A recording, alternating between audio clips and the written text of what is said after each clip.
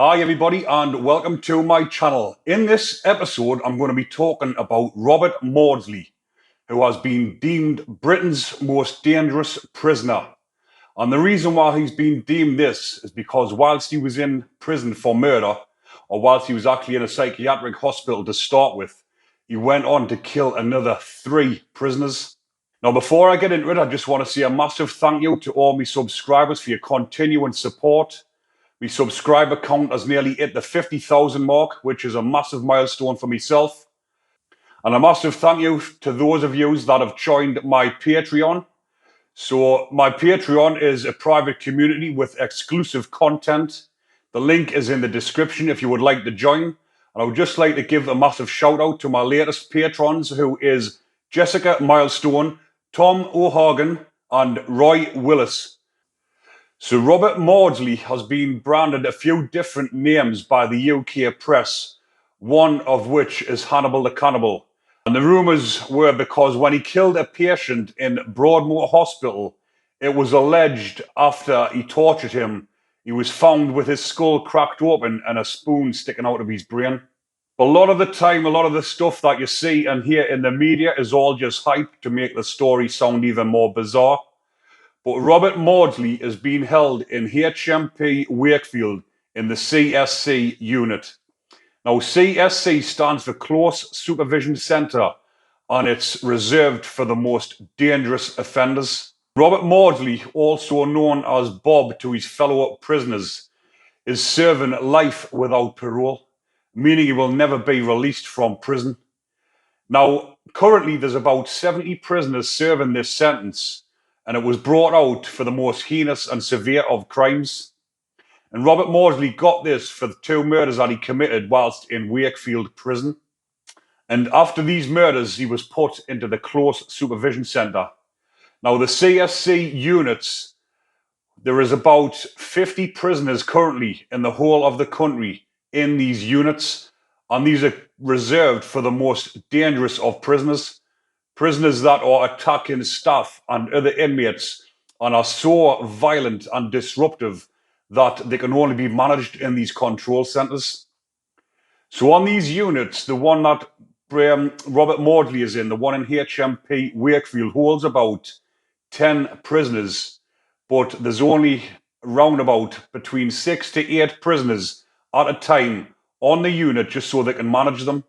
And out of those 8 prisoners that are currently on the unit, Robert Maudsley is one of them, and he's been on there for a substantial amount of time.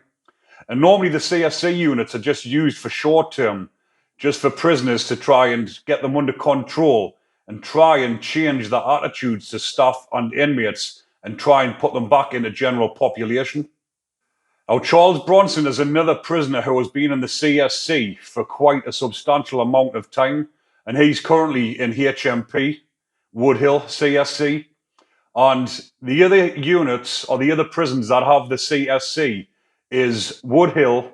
There's Wakefield, Woodhill, Long Larton, and Whitemoor. There is other Cartier units, which is also in the high security estate, but these aren't CSC. The ones I've just mentioned are the CSC units. There's one in Full Sutton as well, and there's also a unit in HMP Manchester, which used to be known as Strangeways, but that isn't CSC. That's just a Cartier unit for disruptive prisoners.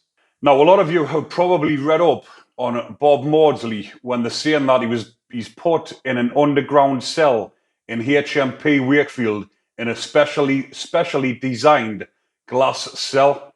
But this is untrue, as he's in the CSC, which I've just mentioned holds up to 10 prisoners at a time. And when they talk about the glass cell, it's actually a perspex door. And this is for people that are on suicide watch. And obviously, when Rob Maudsley first went down to the CSC in Wakefield, he was placed in one of these cells which had the perspex door.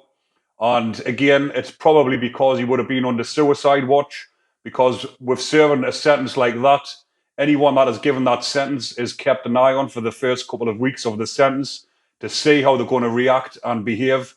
because a lot of prisoners that have went into the CSC have actually committed suicide. But because Robert Maudsley has killed 3 prisoners whilst serving his sentence, he is allowed no contact with any other prisoners. So in his cell, he just has the basic things like furniture, which is actually screwed to the floor, a metal toilet. He has access to a TV. He has exercise, but in the exercise yard, it's just a cage within a cage, and it's not very spacious, and there's nothing to see. There's no views. It's all barbed wire fences, and you can't see anything on the outside. But on the units, they'll also get access to gym facilities. It's just an association room that might have a few things in, like a row machine and a few bits of weights. But Bob Maudsley will only be in that room by himself, and he's on 7-man unlock, so 7 screws at a time to unlock him and take him to either exercise or his phone call or visits, because the visits are actually held on the unit as well. So Robert Maudsley's existence is very dark and grey, and he has no sense of freedom whatsoever. And as I've mentioned, he's got no contact with the other prisoners or staff because of what he's done whilst in prison. But I'll just get into his story in detail and let you all know exactly what Robert Maudsley done and go into his background whilst he was growing up as a child, because he didn't have the best starts in life and he went into foster care and he was in an orphanage. But I'll go into details now. Between 1974 and 1978, Robert John Maudsley killed 4 people. Before he turned 2, authorities removed Maudsley, his 2 brothers and his sister from their family home due to parental child abuse.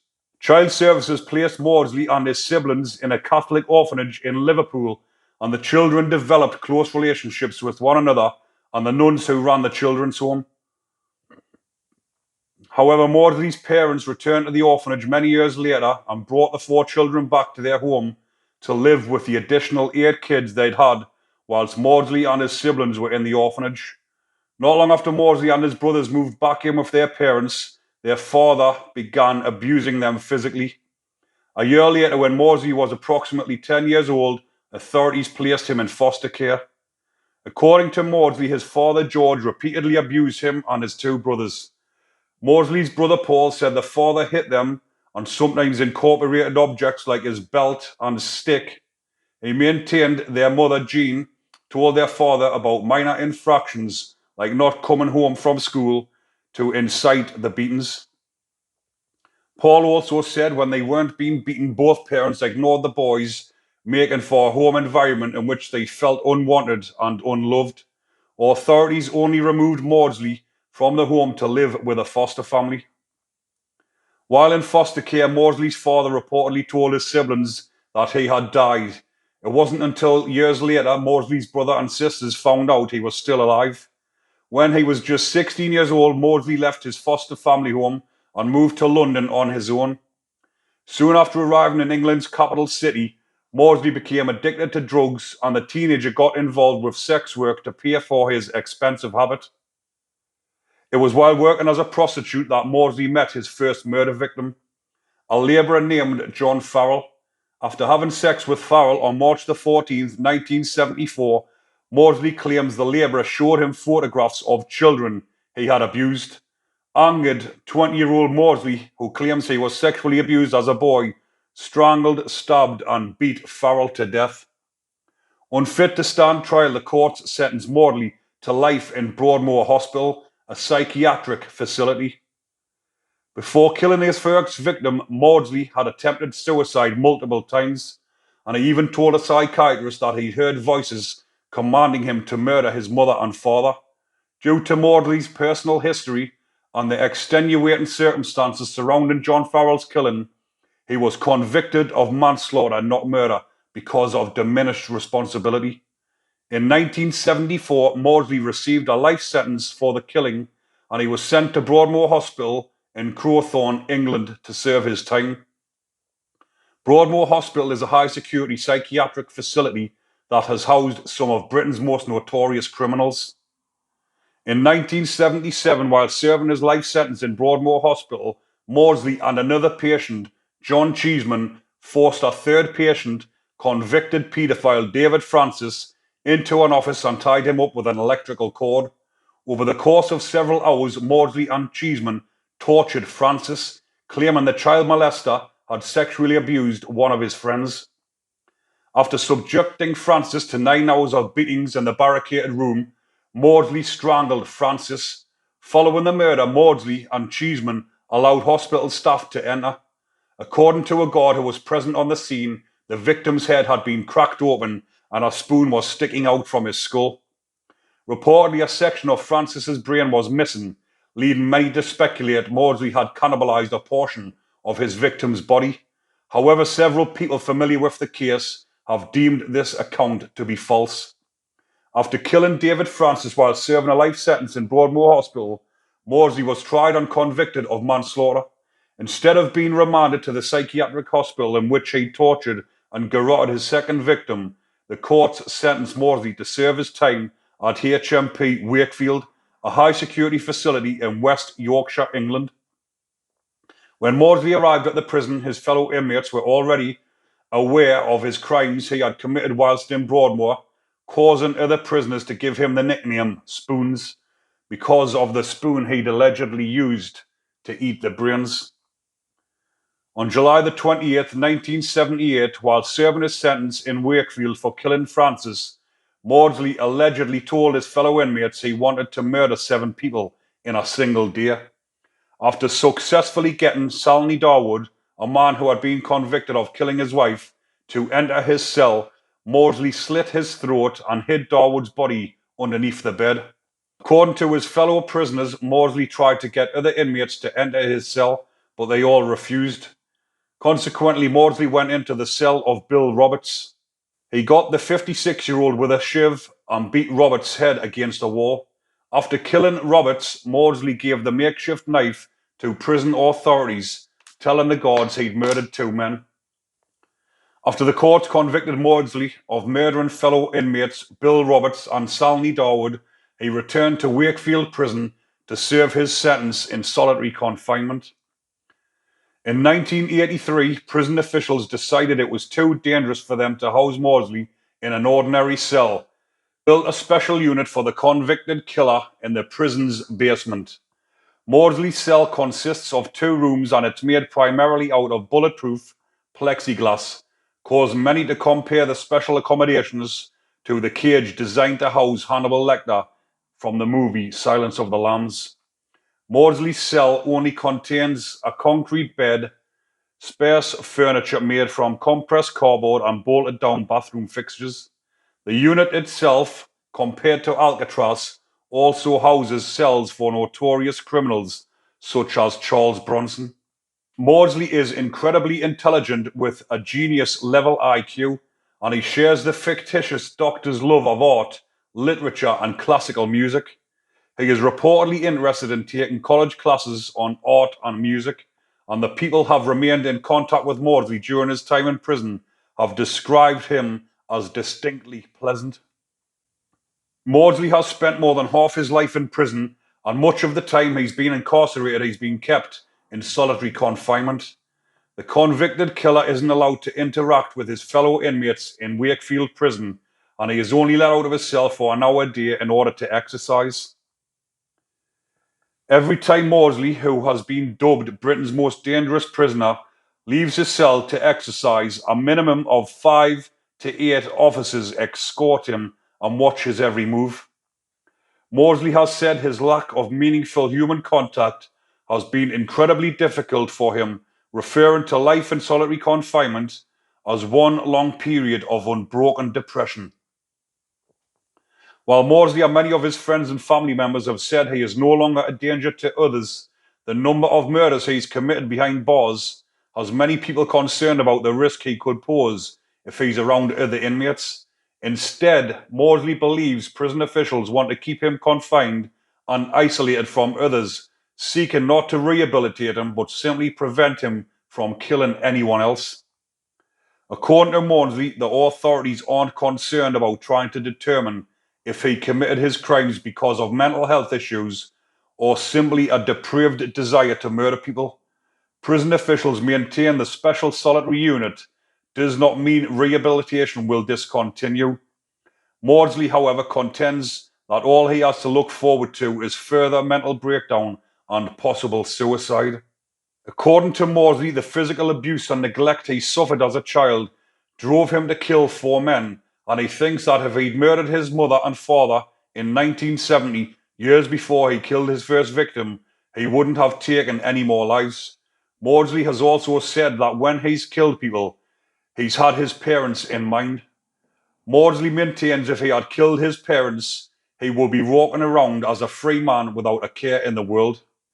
Depressed and distraught because of decades in solitary confinement, Maudsley has made a number of requests for different remedies to the constant boredom and sadness he's experienced in prison. In 2000, the convicted killer wrote letters to a British newspaper asking for a pet bird to keep him company in his cell, as well as a television and classical music. Maudsley also told prison officials that if they were unable to provide him with the items he'd requested, he would like them to give him a cyanide capsule to end his life.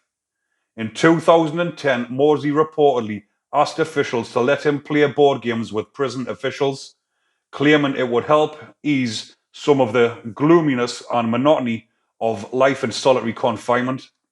However, because of the multiple murders Maudsley committed while behind bars or in a psychiatric hospital, authorities are reluctant to grant his requests. So Maudsley has been in Wakefield CSC since 1983, some 40 years.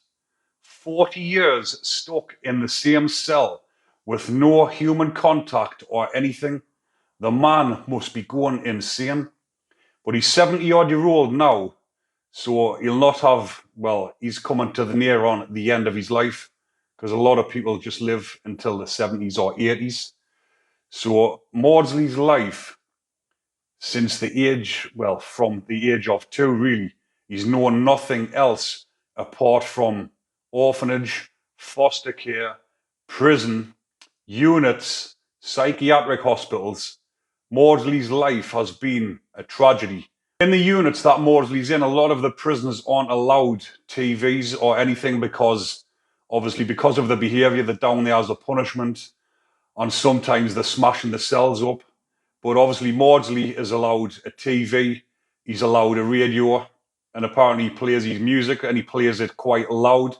When I've read up on different articles and I've heard from other people, he plays it quite loud and actually irritates the other prisoners. So the other prisoners on the unit don't particularly like him because of the way he conducts himself. Even though he doesn't have contact with them, he irritates them by playing his classical music extremely loud. But the prison staff probably don't give a toss because the other prisoners are down there for either assaulting staff or other prisoners, and they're deemed very dangerous and they can't be controlled. So the fact that Maudsley is pissing them off has probably given the screws a bit of a jolly. But apparently as well, Charles Bronson reached out to Maudsley once whilst they were on the unit together, and he gave one of the officers a watch to give to Maudsley. Maudsley turned the watch down and said, "Chuck it in the trash. I don't want it." And this was from one of Charles Bronson's books. And he turned around and said, "Tell that Bob, the miserable whatever, to go and fuck himself." So Charles was trying to reach out to him and be a friend. Obviously, they both stuck on the units together. But Bob turned down his friendly gesture. And obviously, it annoyed Charles Bronson. And so from then on, they disliked each other. But I think I've covered just about everything in this episode about Robert Maudsley. And he's still deemed Britain's most dangerous prisoner because of the amount of people he's killed whilst in prison. But I hope you're enjoying the content, people. And if you're not already subscribed to my channel, which 70% of my viewers aren't, please go down, double check, and hit that subscribe button. I'm nearly at the 50k mark. I'll hopefully get to 100,000. That's the next milestone by the end of next year, which would be an incredible achievement for myself and my channel. But again, thank you all for watching. Enjoy the rest of your day, people. Take care.